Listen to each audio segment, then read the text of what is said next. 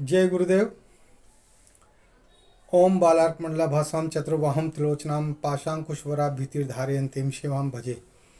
या देवी सर्वभूतेषु मातृरूपेण संस्थिता नमस्तस्यै नमस्तस्यै नमस्तस्यै नमो नमः। प्रिय दोस्तों नमस्कार।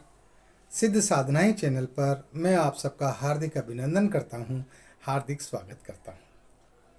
पता नहीं क्यों ये दौर अप्सराओं के वीडियो बनाने का चल रहा है और मुझे भी गुरु आज्ञा हो रही है कि अप्सराओं का एक से एक बढ़िया वीडियो जो है मैं अपने साधकों को और अपने दर्शकों को प्रदान करूं। तो गुरु आज्ञा से ही मैं ये सब कर रहा हूं और आज भी मैं आपके लिए एक बहुत ही बेहतरीन अप्सरा साधना लेकर के आया हूं। और ये अप्सरा साधनाएं ये सब सरल हैं, कोई भी अप्सरा साधना कठिन नहीं है। ये बात अपने दिमाग में बिठा करके रखिए। हाँ, अपनी मानसिकता को इस तरह से बना लीजिए कि ये सरल है और आप करेंगे तो ये आसानी से सरलता से सिद्ध हो जाएगी। लेकिन इसके लिए पूर्ण श्रद्धा और विश्वास की आवश्यकता है, जैसा कि मैं हर वीडियो में आपको बताता हूँ, है ना। तो वीडियो शुरू करूँ उसके पहले आप अगर नए हैं चैनल पर तो चैनल को सब्सक्राइब कर लें, लाइक करें और अपने दोस्तों में शेयर करें। सब्सक्राइब तो आपको करना ही पड़ेगा, इसलिए करना पड़ेगा क्योंकि सिद्ध साधनाएं चैनल पर जो मैं साधनाएं दे रहा हूँ, जो मैं बता रहा हूँ, वो आपको कहीं भी नहीं मिलेगा। हाँ, YouTube पर आपको ढूंढने से भी नहीं मिलेगी ये साधनाएं, और अगर मिल भी गई बाय चांस तो आधी अधूरी मिलेगी। और आधा अधूरा ज्ञान तो खतरनाक होता है। कहते हैं ना, आधा पढ़ा हुआ वो घर वालों को परेशान करता है और पूरा जो पढ़ जाता है वो बाहर वालों को, दूसरों को परेशान करता है। सही है ना, कहावत है। हाँ, इसलिए जो है आप सिद्ध साधनाएं चैनल पर बने रहें। ये आपका ही अपना चैनल है। और अगर आप चाहते हैं कि हमारे वीडियो का नोटिफिकेशन आपको तुरंत प्राप्त हो जाए तो बेल आइकन को प्रेस करके ऑल पर क्लिक कर लीजिएगा। हर वीडियो जो मैं अपलोड करूंगा वो आपके पास सबसे पहले पहुंचेगा। तो दोस्तों, जैसा कि अप्सराओं के बारे में कहा जाता है, ये देवलोक की बहुत खूबसूरत अप्सराएं हैं। इंद्रलोक में नृत्य करती हैं, इंद्रलोक में रहती हैं, देवलोक में रहती हैं और ये वहाँ से उकता चुकी होती हैं। हाँ, वहाँ बोरियत महसूस करती हैं ये। इसलिए ये सभी अप्सराएं मानव संपर्क में आने के लिए ये लालायित रहती हैं, उद्गिन रहती हैं मानव संपर्क में आने के लिए। अब जरूरत है कि मानव जो है, व्यक्ति जो है, वो चाहे स्त्री हो या पुरुष हो, वो इनका आवाहन करे और इनको बुलाए साधनाओं के द्वारा, तो ये आ जाती हैं, अति शीघ्र आ जाती हैं, प्रकट हो जाती हैं, प्रत्यक्ष हो जाती हैं और साधक की तमाम मनोकामनाओं को पूरा करती हैं। हाँ, हर अप्सरा वो धन दौलत ऐश्वर्य बुद्धि मान सम्मान सब कुछ प्रदान करती है, ऐश्वर्य वगैरह सब कुछ प्रदान करती है। साधक जो भी इच्छा करता है वो तमाम सारी इच्छाएं वो पूरी करती है। हाँ, और अपना साहचर्य भी प्रदान करती है। एक अच्छी प्रेमिका की तरह ये व्यवहार करती हैं। हाँ, आजकल की ये आधुनिक प्रेमिकाएं नहीं, ये प्रेमिकाएं तो जो है छोड़ छाड़ के भाग जाती हैं। उनकी जो है शारीरिक पूर्ति हुई और छोड़ करके भाग जाती हैं, दूर हो जाती हैं निगाहों से और व्हाट्सएप पर भी ब्लॉक कर देती है, फ़ोन नंबर भी ब्लॉक कर देती है और आदमी बेचारा जो है, लड़का जो है वो इनकी याद में रोता ही रहता है। इसी तरह से लड़के भी करते हैं, है ना। तो यहाँ पर ऐसा नहीं है।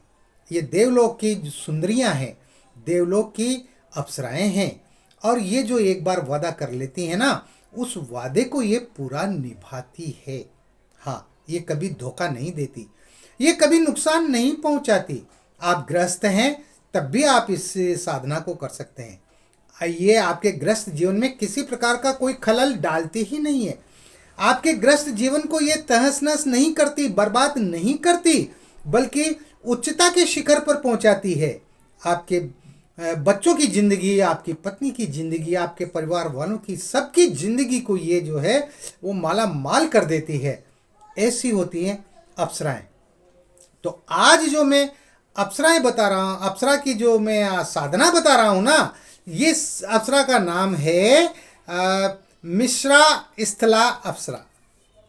मिश्रा स्थला अप्सरा, हाँ दोस्तों, मिश्रा स्थला अप्सरा का नाम भी इंद्र की 108 अप्सराओं में गिना जाता है।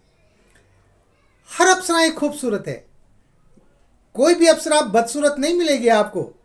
अरे ये बदसूरती से तो ये प्यार करती नहीं है, ये तो खूबसूरत होती हैं, और इनकी खूबसूरती का वर्णन आप शब्दों में कर ही नहीं सकते भाई। ऐसे शब्द ही नहीं बने शब्दकोश में कि जिनसे इनकी सुंदरता का बखान किया जा सके। जब ये प्रत्यक्ष होती है तो साधक फटी आंखों से देखता का देखता रह जाता है। हाँ, उस पल के झपकाना भी भूल जाता है वो, अपने शरीर का, बदन का होश हवास खो बैठता है वो। हाँ, इतना मदमस्त हो जाता है। इनके शरीर से मादक गंध निकलती है, वो मादक गंध जो है वो साधक को प्रभावित कर देती है, खुशबू से सराबोर कर देती है। जब ये कमरे में प्रकट होती है, साधना कक्ष में पूरा कमरा खुशबू से महक उठता है। ऐसी खुशबू जिसकी कभी आपने कल्पना ही नहीं की। हाँ, और ये जो है बहुत जल्दी सिद्ध हो जाती है। तो मिश्रा स्थला अप्सरा के बारे में मैं आपको जानकारी दे रहा हूँ, क्योंकि अप्सराओं के बारे में तो इनके सौंदर्य के बारे में, इनके क्रियाकलापों के बारे में जितना कहो उतना ही कम है। लेकिन एक बात का याद रखना कि अगर जिसने ये अप्सराओं में से किसी भी अप्सरा को सिद्ध कर लिया, वो अच्छी प्रेमिका की तरह, अच्छी प्रेयसी की तरह, एक अच्छी प्रियतमा की तरह वो आपका साथ देगी, जिंदगी भर साथ देगी, आपको कोई कमी महसूस होने ही नहीं देगी। हाँ, तो इस तरह से ये पूरी वफादार होती हैं। तो इस अप्सरा की साधना करने के लिए भी आपको नियम विधान वही हैं, कुछ थोड़ा सा वस्त्रों का हेर फेर बदल होता है या फिर मंत्र का हेर फेर बदल होता है, बाकी सारा विधान अप्सरा का सिद्ध करने का वही है, एक जैसा ही होता है। इस अप्सरा की साधना आप एकांत कमरे में अपने घर में कर सकते हैं। ये 15 दिन की साधना है, मात्र 15 दिन की, और 15 दिन आपके उस कमरे में, साधना कक्ष में आपके अलावा दूसरा कोई भी प्रवेश नहीं होना चाहिए। ठीक है, आप किसी भी शुक्रवार से इस साधना को कर सकते हैं, या फिर आप किसी भी पूर्णिमा से इस साधना को कर सकते हैं। हाँ, पूर्णिमा का ध्यान रखना, पूर्णिमा से भी आप इस साधना को कर सकते हैं। और अगर पूर्णिमा को नहीं कर सकते तो आप किसी भी शुक्ल पक्ष के शुक्रवार से इस साधना को प्रारंभ कर सकते हैं। दोस्तों, अप्सराओं की साधना ये शुक्रवार से ही शुरू की जाती है ज़्यादातर, या फिर पूर्णिमा से शुरू की जाती है, या फिर चंद्र ग्रहण से, सूर्य ग्रहण से, काल रात्रियाँ जो आती है, होली की, दीपावली की, दशहरे की, है ना, इनमें सिद्ध की जाती है। हाँ, तो आप किसी भी शुक्ल पक्ष के शुक्रवार से इस साधना को शुरू करें, या पूर्णिमा से आप इसको शुरू करें। नियम वही है, आपको स्नान करना है रात्रि के 10 बजे से पहले, क्योंकि हर साधना 10 बजे के बाद ही शुरू होती है, और जो प्रथम दिन समय रहता है वही समय साधना के आखिरी दिन तक रहता है। साधना के समय में हेर फेर बिल्कुल भी न करें, और गुलाब जल डालें पानी में और स्नान करें। स्नान करके आप जो है साफ स्वच्छ सफ़ेद धोती पहने या सफ़ेद वस्त्र पहन लें, सिले हुए कुर्ता पजामा भी पहन सकते हैं आप, है ना। ये जीन्स विन्स के चक्कर में मत पड़ना भाई, ये जीन्स वगैरह जो है ना, ये आधुनिक परिधान ये साधनाओं में काम नहीं करते हैं, इन साधनाओं में नहीं पहने जाते हैं। हाँ, आप यूँ पहन सकते हैं साधनाओं के बाद में, उसमें कोई दिक्कत नहीं है। बहुत से मुझसे भी कहते हैं, गुरुजी आप तो गुरु जैसे लगते ही नहीं हो। तो मुझे हंसी आती है उनका मैसेज पढ़ के, भाई गुरु कैसे होते हैं। एक साधक से मैंने सवाल किया, तो भाई गुरु कैसे होते हैं, तो बोलता है कि गुरुजी उनके लंबे लंबे तो तिलक लगे हुए होते हैं, पूरा जो है माथा ललाट जो है वो चंदन से भरा हुआ रहता है, गले में जो है 10-20 रुद्राक्ष की मालाएं पड़ी हुई रहती है, और हाथों में, भुजाओं में, और जो है कलाइयों में और इनमें जो है रुद्राक्ष की मालाएं बंधी हुई रहती है, पीला वस्त्र पहनते हैं, पीली धोती पहनते हैं, पीला दुपट्टा पहनते हैं, और इस तरह से जो है उनकी वेशभूषा होती है। तो भाई ये वेशभूषा कहीं लिखी हुई है क्या विधान में?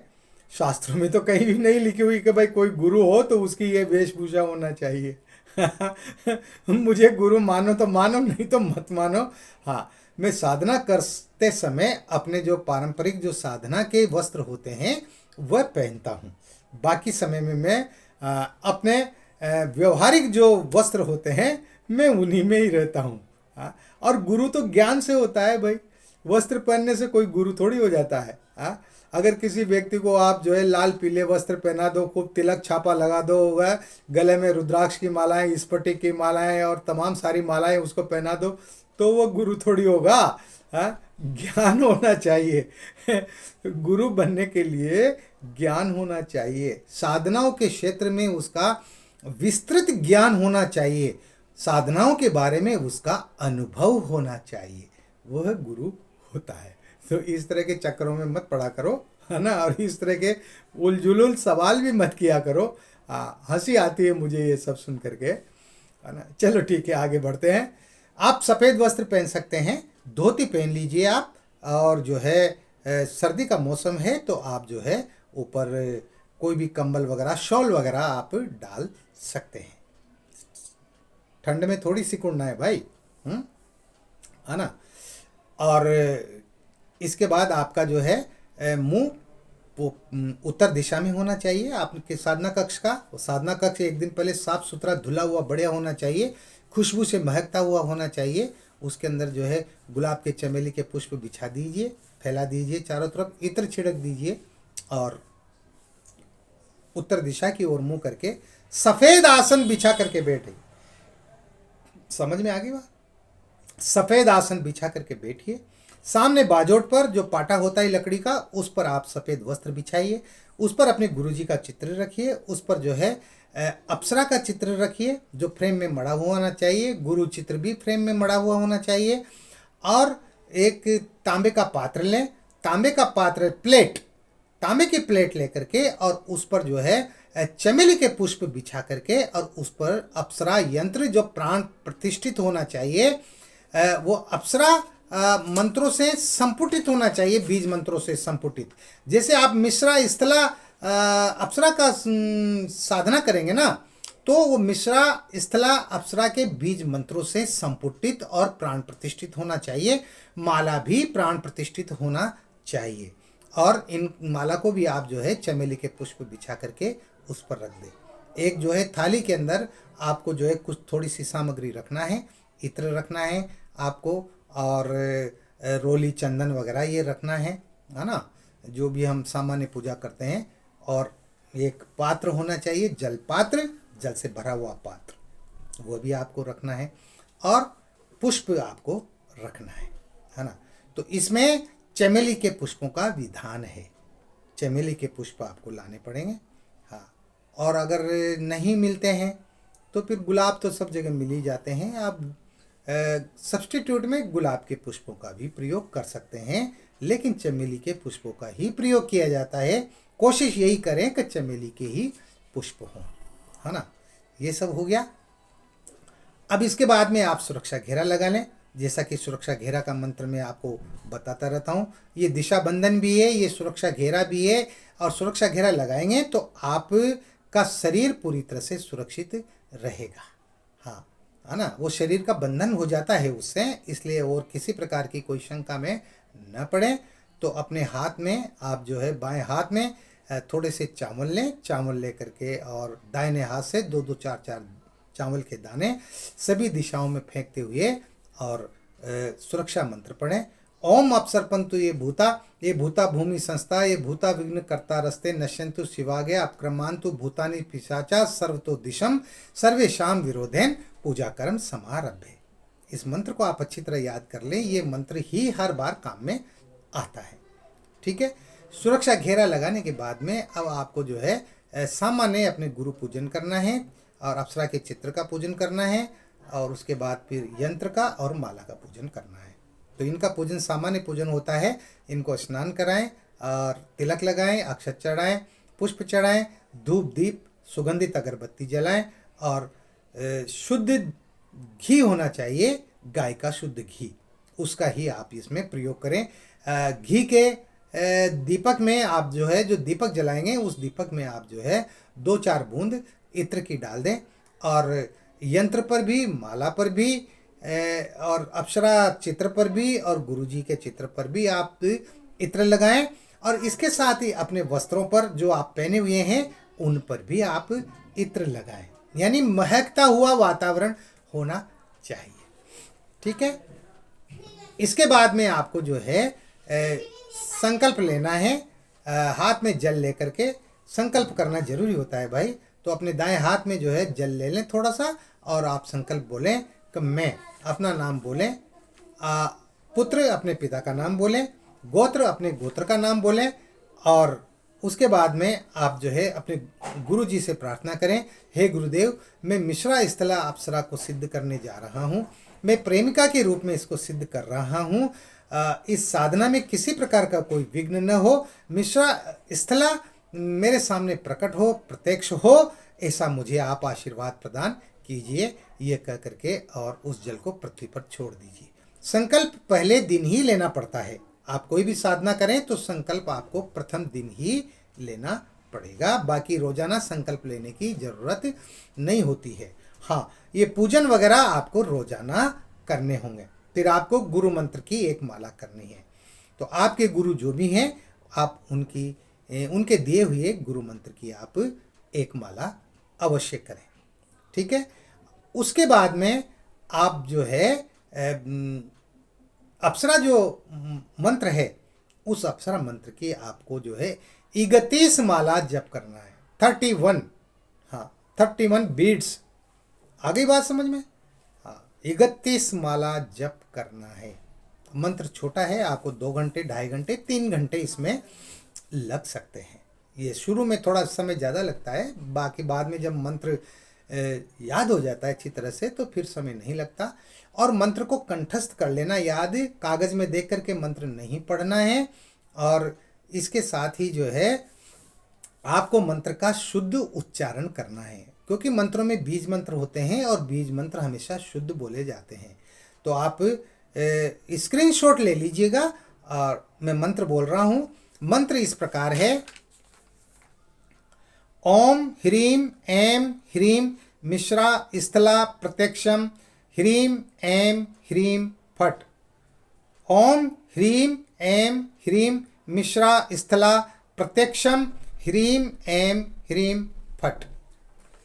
इस तरह से आपको इस मंत्र का 31 माला मंत्र जप करना है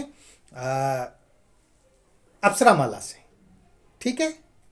जब 31 माला मंत्र जप हो जाए तो माला को आप जो है वहाँ पर रख दें, पाटे पर, बाजोट पर रख दें और आप वहीं पर जो है ज़मीन पर बिस्तर बिछा करके उसी कमरे में और आप सो जाएं। आपका बिस्तर भी खूबसूरत नज़र आना चाहिए। हाँ, खूबसूरत का मतलब ये होता है कि ऐसी फूलों की बढ़िया अच्छी शानदार बेडशीट ला करके और वो बिछाइए, तकिया वगैरह बढ़िया, है ना, ताकि दूसरा देखे ना तो उसको लगे कि हाँ बिस्तर है। मतलब खूबसूरती को प्रधानता देना है। कुल मिलाकर के बात यह है। आपके विचार साधनाओं के दौरान में उच्च विचार होने चाहिए, है ना। आपके आँखों में जो है स्नेह होना चाहिए, प्यार होना चाहिए, है ना। वासनात्मक दृष्टि नहीं होना चाहिए। किसी भी माँ बहन की तरफ आप जो है कुदृष्टि से नहीं देखेंगे, वासना की दृष्टि से नहीं देखेंगे। आप शादीशुदा हैं तो अपनी पत्नी से दूर रहेंगे, पत्नी के साथ सहयोग संभोग नहीं करेंगे, है ना। इसके अलावा आपको एक समय भोजन करना है। भोजन शुद्ध और सात्विक होना चाहिए, जैसा कि मैं हर साधना में बताता हूँ, हर साधना के बारे में, है ना। मांस, मदिरा, लहसुन, प्याज का इनका सेवन नहीं करना है। बीड़ी, सिगरेट, जर्दा, पान, गुटखा, इन नशीले पदार्थों का सेवन नहीं करना है। किसी जानवर को, पशु पक्षी को नहीं सताना है ना। ये सारी चीज़ें ध्यान में रखनी पड़ती है। हमारे अंदर जो है मानवीयता होना चाहिए, हमारे लक्षणों से भी और हमारे विचारों से भी। अरे वो अप्सरा सब देखती है कि इसका हृदय कितना कोमल है, वो ये भी देखती है, परखती है वो सब। हाँ, और जिनका कोमल हृदय होता है ना, उसके पास वो तुरंत दौड़ करके चली आती है। हाँ, कोमलता प्रसन्न करने वाली होती है ये, है ना। गुस्सा न करें बिल्कुल भी, है ना। तो इस तरह से जो है आपको ये साधना करनी है। और जब भी आप कमरे से बाहर जाएं तो कमरे के ताला लगा करके जाएं, ताकि कोई दूसरा उसमें प्रवेश न कर सके। तो इस प्रकार से इन तमाम सारी बातों का जो है वो ध्यान रखना जरूरी होता है।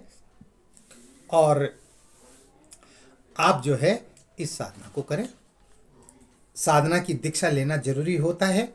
हाँ, अगर आप जो है इस मिश्रा स्थला अप्सरा की साधना करेंगे तो इसकी साधना दीक्षा लेनी होगी। आप जो है पुष्पदेहा अप्सरा करेंगे तो पुष्पदेहा अप्सरा की दीक्षा लेना जरूरी होगा। आप कोई भी साधना करें, आप सुगंध मोदिनी अप्सरा साधना करना चाहते हैं तो सुगंध मोदिनी अप्सरा की दीक्षा लेना जरूरी होता है ना। तो इन बातों का भी आप ध्यान रखें। बिना दीक्षा लिए, बिना अपने गुरु से सलाह मशवरा किए, बिना उनकी आज्ञा लिए आप इन साधनाओं में कदम न रखें। हम ठीक है ना। तो ये बहुत ही बेहतरीन मैंने साधना बताई है। और फिर ये जो है साधनाओं के दौरान ये प्रकट होती हैं, प्रत्यक्ष होती हैं। आपको कई तरह के अनुभव होंगे साधना के दौरान, मंत्र जप के दौरान। आपको जो है घुंघरों की आवाज़ें सुनाई देंगी, हवा के मीठे मीठे मदमस्त झोंके आपके नथनों से टकराएंगे, है ना। आप जो है खुशबू से सराबोर हो जाएंगे, लेकिन आपको विचलित नहीं होना है। हाँ, आपके जो है ऐसा महसूस होगा कि कमरे में आपके अलावा और भी कोई उपस्थित है। हाँ, आप इधर उधर देखेंगे लेकिन आपको दिखाई नहीं पड़ेगा, और देखना भी नहीं है ना। नहीं तो फिर जो है मंत्र भंग हो जाता है। और आपके जो है सट आपसे सट करके भी जो है वो अप्सरा आकर के पहले ही बैठ सकती है, आपके बदन को छू सकती है, आपके गले में बाहें डाल सकती है, आपसे लिपट सकती है, आपकी गोदी में सो सकती है। अरे वो कुछ भी कर सकती है भाई। हाँ, वो भी जो है ना परीक्षा लेती है। करिए न करे ना ये साधना, ये साधक तो अच्छी बात है। हाँ, है ना। तो वो भी परीक्षाएं लेती है ना। और वो लालायित भी रहती हैं। दोनों ही बातें हैं, लेकिन परीक्षा लेकर के वो आपके धैर्य की परीक्षा लेती है वो, है ना। मेरे इस साधक के अंदर कितना धैर्य है, कितनी श्रद्धा है, इस बात को भी वो जांचती है, परखती है। और अंतिम दिन 15वें दिन जब आप जप करने बैठें तो उस दिन आप जो है 2 माला आप ला करके रखें, चमेली की 2 माला, है ना। दोनों माला को जो है आप पहले पाटे पे रख दें। पूजा वूजा करने के बाद में जब आप अप्सरा का मंत्र जप करें तो एक माला आप गले में पहन लें, एक माला पाटे पे बाजोट पर रखी रहने दें। और जब अप्सरा प्रत्यक्ष हो तो पूरी 31 माला करने के बाद ही आप उससे बातचीत करें। इसके बीच में, इसके पहले वो आपसे कोशिश करेगी बातचीत करने की, आपको बुलाने की तमाम सारी कोशिशें करेगी वो, लेकिन आपको उससे कोई बात नहीं करना है। और अगर आपने बात कर ली तो आपकी पूरी साधना खंडित हो जाएगी, समाप्त हो जाएगी, है ना। आप कहीं के भी नहीं रहेंगे फिर। इसलिए 31 माला पूरा मंत्र जप होने के बाद ही फिर आप जो है उससे बात करें। वो चमेली के पुष्पों की माला उसके गले में डाल दें और उससे 3 वचन लें, है ना। 3 वचन जैसा कि मैं बताता हूँ हर वीडियो में, कि मैं जब भी बुलाऊँ तो मैं हाजिर होना पड़ेगा, आना होगा, और मेरे तमाम सारे बताए हुए कार्यों को करना होगा। मेरे परिवार की सुरक्षा बनाए रखनी होगी, है ना। मेरे दुख दर्दों को दूर करना होगा। इस तरह से 3 वचन लेंगे, वो 3 वचन देगी आपको। और उसके बाद में जब भी आप 3 बार इस मंत्र को पढ़ेंगे वो आपके सामने प्रत्यक्ष हो जाएगी, वो आपके सामने प्रकट हो जाएगी। आप उससे कोई भी काम करवा सकते हैं, लेकिन काम जो है वो व्यवहारिक होना चाहिए, सामाजिक होना चाहिए। हाँ, उटपटांग काम मत करवाना, है ना। और समाज विरोधी कार्य उससे बिल्कुल भी मत लेना, इस बात का ध्यान रखना। और इसके साथ ही आप उसके साथ उठ सकते हैं, बैठ सकते हैं, है ना। उससे प्रेम की बातें कर सकते हैं, ये सब कर सकते हैं, लेकिन उसके साथ संभोग करने की, सहवास करने की कभी सपने में भी मत सोचना। हाँ, क्योंकि अगर आपने इस तरह से सोचा और आपने उसके बदन के साथ छेड़खानी शुरू की, है ना, उसके अंग प्रत्यंगों को अगर आपने जो है छेड़ा, तो वो आपको छोड़कर चली जाएगी, फिर वो वापस लौटकर कभी नहीं आएगी, है ना। तो इस तरह से कभी भी मत करना। जैसा मैंने बताया है उसी तरह से इस साधना को करना, निश्चित रूप से आप सफल होंगे, इसमें कोई दो राय नहीं है। इस वीडियो में इतना ही। और भोग भी जो है आपको दूध का बना लगाना है, दूध का प्रसाद का दूध का प्रसाद आपको रोजाना भोग में लगाना है उसको। तो उसमें आप जो है दूध की बनी हुई खीर का भोग लगा सकते हैं, या आप मावे की मिठाई का भी आप भोग लगा सकते हैं। मावे की, शुद्ध मावे की मिठाई आप बाजार से खरीद कर ला सकते हैं, उसका भोग लगा सकते हैं, और उस भोग को आपको स्वयं ही ग्रहण करना है, उसको बच्चों में नहीं बांटना है। और जब साधना संपन्न हो जाए, अप्सरा प्रत्यक्ष हो जाए, तो अप्सरा माला और अप्सरा यंत्र को आपको बहते हुए पानी में, नदी में प्रवाहित कर देना है, उनको घर पे नहीं रखना है। समझ में आ गई बात? इस वीडियो में इतना ही। मिलते हैं एक और वीडियो में और बेहतरीन से बेहतरीन जानकारी के साथ में। अरे आपको आनंद आ जाएगा, आप इन साधनाओं को करके तो देखिए। हाँ, केवल वीडियो को देखने सुनने से कुछ नहीं होता, इनको आजमाओ। हाँ, मैं कहता हूँ आजमाओ। किसी भी प्रकार की कोई समस्या है तो व्हाट्सएप नंबर चल रहे हैं स्क्रीन पर, इस पर आप मुझसे संपर्क कीजिए। किसी भी प्रकार का कोई सवाल है आप पूछिए, मैं पूरी कोशिश करूँगा आपकी शंका का समाधान करने का, आपको सही रास्ता दिखाने का। हाँ, जितना मेरा ज्ञान है, जितना ज्ञान मैंने मेरे गुरुदेव से प्राप्त किया है, मैंने शास्त्रों से प्राप्त किया है, मैं उस ज्ञान को आप सब लोगों के ऊपर लुटा देना चाहता हूँ। तो लूट लीजिए, समय रहते लूट लीजिए, बाकी नहीं तो जो है पछताओगे बाद में। अरे गुरुजी ने कहा था नहीं कि समय निकल गया, और बीता हुआ समय वापस कभी नहीं आता है। तो इस तरह से आपको ये साधना करनी चाहिए। इस वीडियो में इतना ही। मिलते हैं एक और वीडियो में नई जानकारियों के साथ में। तब तक बने रहिए सिद्ध साधनाएं चैनल पर, जो आपका अपना है। आप खुश रहें, प्रसन्न रहें, हंसते रहें, मुस्कुराते रहें। और मैं आप सबकी ज़िंदगी में मुस्कुराहट ही तो देखना चाहता हूँ, इसीलिए तो मैं ये वीडियो बना बना करके डालता हूँ कि मेरे तमाम सारे दर्शक, मेरे तमाम सारे साधक वो हंसते रहें, मुस्कुराते रहें, उनको किसी प्रकार की कोई तकलीफ न हो। ठीक है? जय गुरुदेव।